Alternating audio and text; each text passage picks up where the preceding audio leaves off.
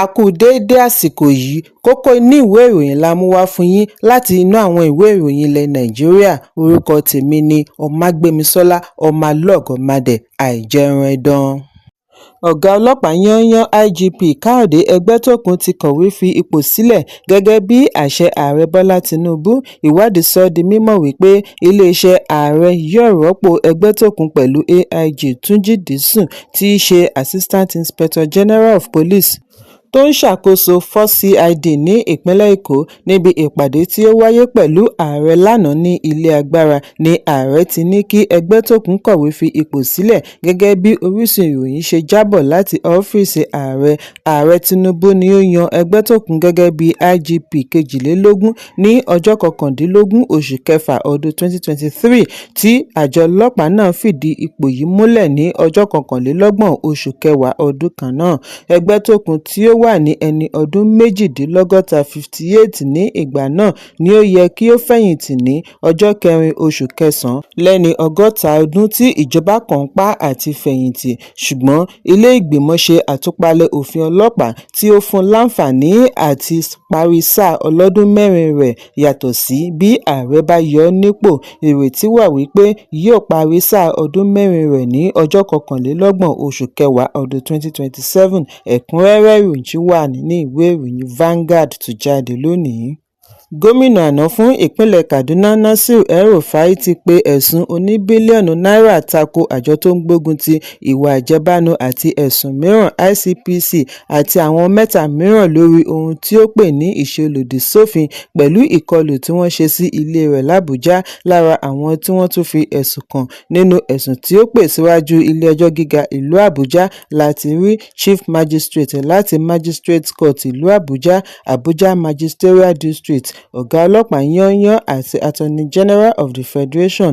El-Rufai tó ń béèrè ìdí tí ICPC fi máa ṣe ìkọlù sí ilé rẹ̀ fẹ́ kí ilé-ẹjọ́ kéde wípé àṣẹ tí Chief Magistrate yọ̀ǹda láti lọ tú ilé rẹ̀ kò lẹ́sẹ̀ ńlẹ̀, invalid.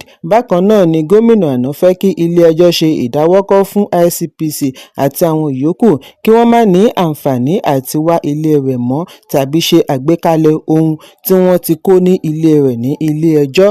Ẹ̀kúnrẹ́rẹ́ ìròyìn wà nínú ìwé ìròyìn The Nation tó jáde lónìí. Mínísítà fún ìgbòkègbodò ọkọ̀ òfurufú Festus Keyamo ti pẹ̀lú pàjáwìrì tẹkọ̀ létí lọ ìpínlẹ̀ Èkó lẹ́yìn ìjàmbá iná tí ó wáyé ní támínà kínní pápákọ̀ òfurufú Muritala Muhammed International Airport. Nínú àtẹ̀jáde tí wọ́n fi léde lẹ́yìn ìṣẹ̀lẹ̀ ni Keyamo ti ní òun rìnrìn àjò lọ ìpínlẹ̀ Èkó ní alẹ́ tí ìṣẹ̀lẹ̀ iná wáyé, òun sì dé sí pápákọ̀ lóru láti rí bí nǹkan ṣe rí.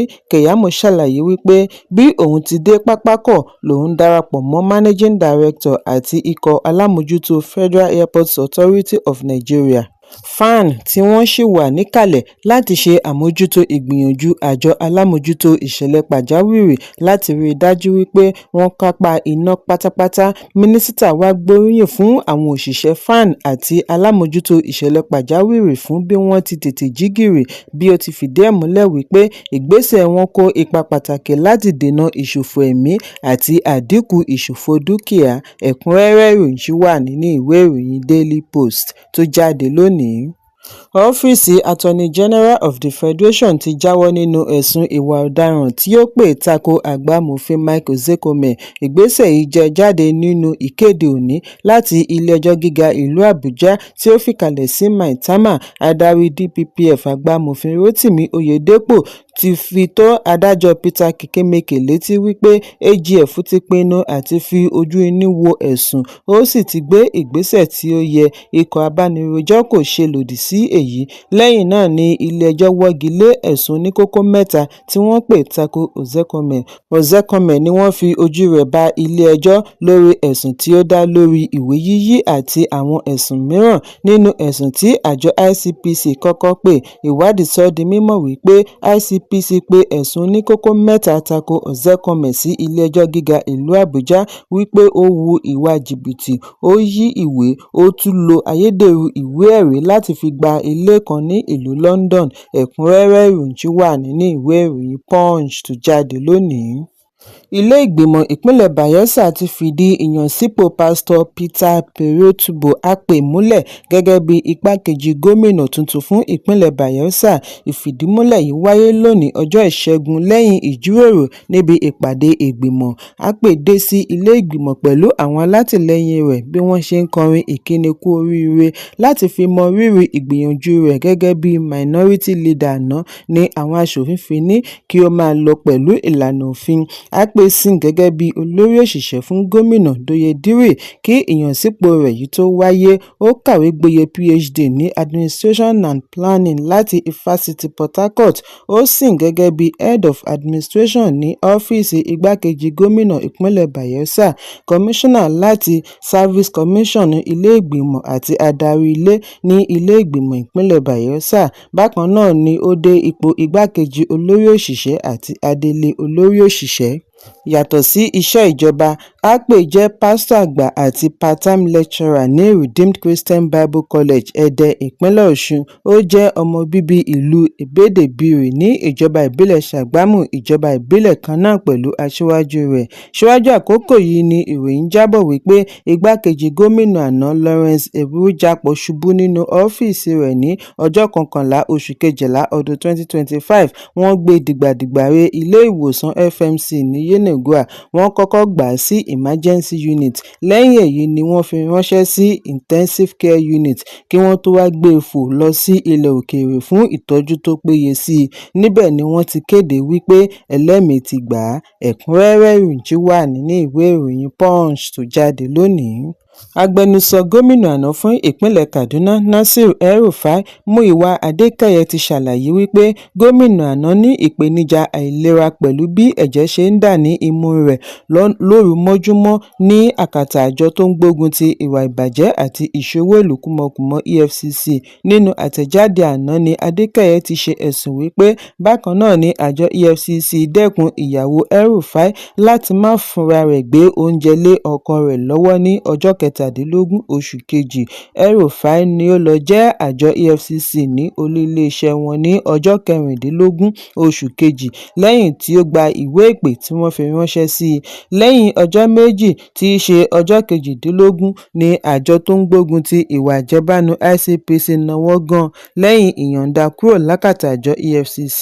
Àjọ méjèèjì ni wọ́n ṣe ìwádìí El-Rufai lórí ẹ̀sùn màgòmágó owó nígbà ìṣèjọba rẹ̀ gẹ́gẹ́ bí gómìnà Kaduna láàrin ọdún 2015 sí 2023. Ọdún 2024 ni ilé ìgbìmọ̀ ìpínlẹ̀ Kaduna fi ẹ̀sùn kan El-Rufai wípé ó ná 423 billion naira owó ìlú ní ìnákúnàá bí wọ́n ti rọ àjọ tó ń gbógun ti ìwà ìbàjẹ́ kí wọ́n bẹ̀rẹ̀ ìwádìí.